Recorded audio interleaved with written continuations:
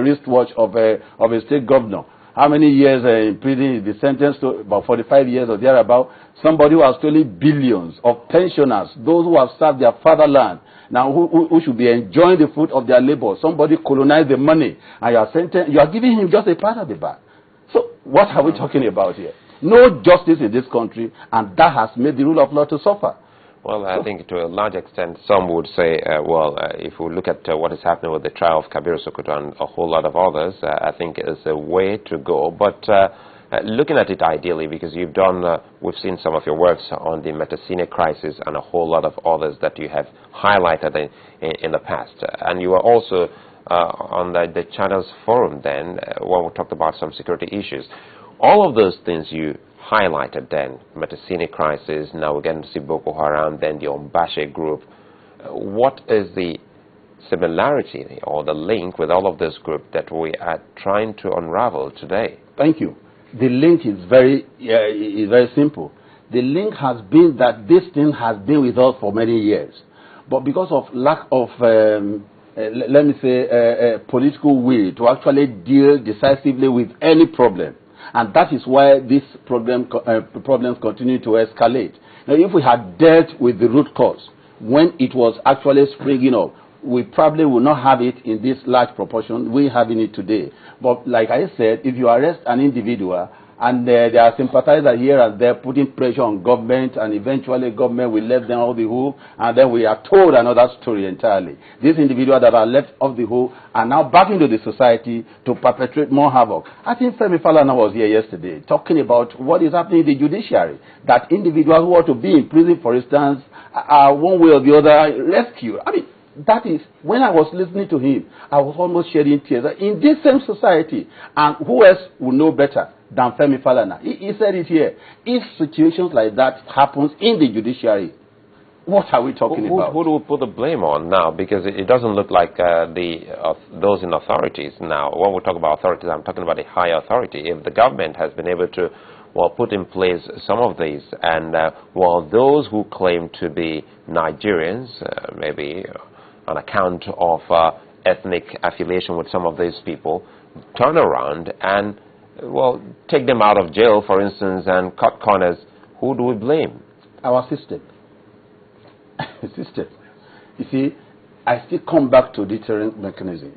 Now, if the top is strong and there is political will to deal with problem, we see the example from top, that the man at the top does not tolerate nonsense. He doesn't tolerate all this kind of illegality. Of course, nobody will do it. Take an example of a small organization like this. If you know the mindset of your chairman, you know that he doesn't take nonsense. After all the other leaders, from general manager down, all of them, they are strict people who are stickler to rules. Of course, every other person will fall in place. There is no excuse for anybody to say, "Oh, I'm doing it." Of course, you will be sacked. If we have that example coming from the top, okay, of course, everybody will know what he's doing. But when you have so many examples of so many people who have committed one crime or the other, and because of party affiliation, because of ethnic connection, they are left off the hook. I mean, what's stopping you from doing your own local government when the state is doing it, when the federal is doing it? Yeah, but what about other arms of governments or institutions that are supposed to be independent? Shouldn't they also rise to the occasion?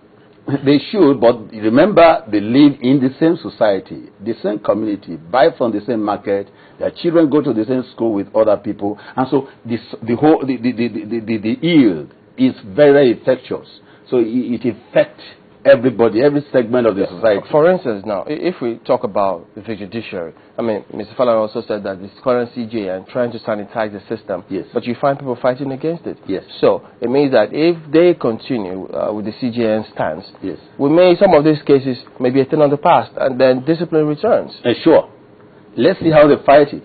It is the ability to fight it, which is a great deal anyway. It is ability to fight it and install sanity that we are all towards. We are all working towards. But you see, we need the assistance of the government itself. The government must show the way. Government, when I say government, I'm talking about federal government, must show the way, must show good example by the way it conducts its own affairs. We must not see any shady any shady activity on the part of government that anybody will make allusion to. So after all, let's see this transparency, let's see this strict adherence to law, to the rule of law coming from the central government first. Then every other person will fall in line. That's exactly how things work. You must not see any bad example to start from the top. So who do you resemble? When you are the local government, your state government is perfect. So you are the local government. Who will you say you what about the states? Would you say they are also living up to expectation? Well, of course, I wouldn't say that. Even though we are not practicing what we call strict federalism, everybody does what he pleases.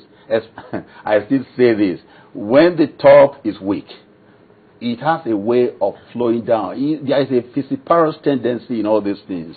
When the top is weak, every other segment or components will actually be weak. But shouldn't we depart from this mindset about expecting something from the top when federating units, when we all do know that institutions are there, they're supposed to do what they're supposed to do, we're supposed to hold them accountable for the purposes for which they are there. We need to. And then we keep waiting for the top. But that's an ideal situation.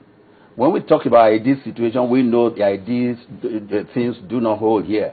So how do we hold things that are ideal? That is the real question we should address.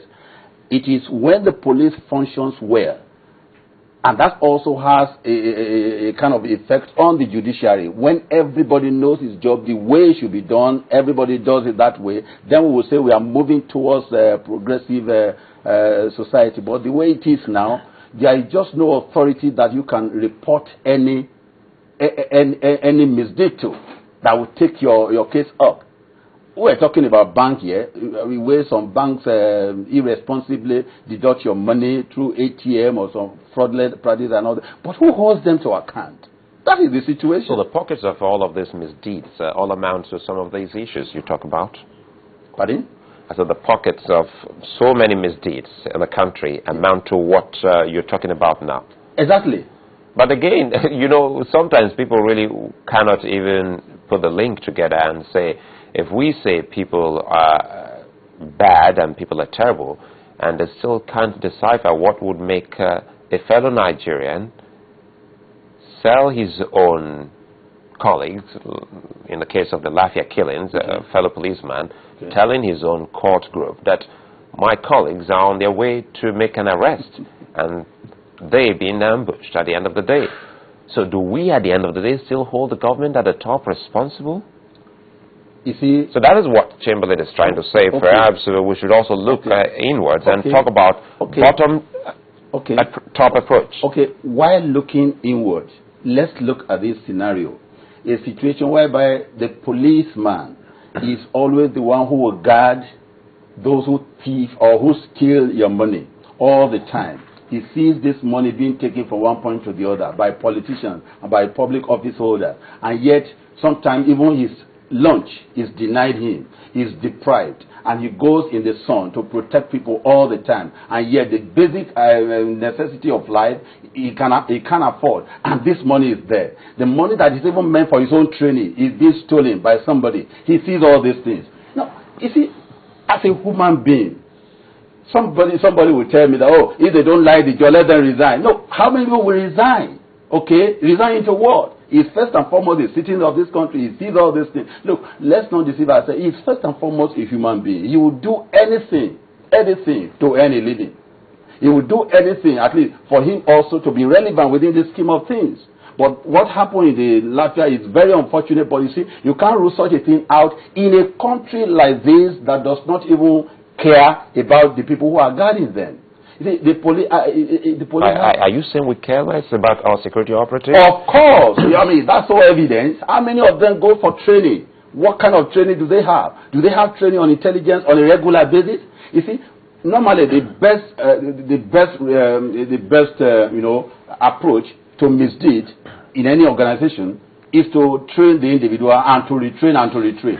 We know that police force today doesn't have that. No, but I think they do, because I mean we've seen some of them who go, but maybe what they need to do is to increase the frequency with which they go for these trainings. And if you say, well, it's not evident, maybe those foot soldiers, those you see on a regular basis, maybe because you don't see. That's exactly what I'm talking about. Those are the people who actually need the training more. Because you see, these are the people who interface, who interact with us on a daily basis. These are people who don't have public relations whatsoever. They don't have anything. They are just there. In fact, they pose as enemies and threats.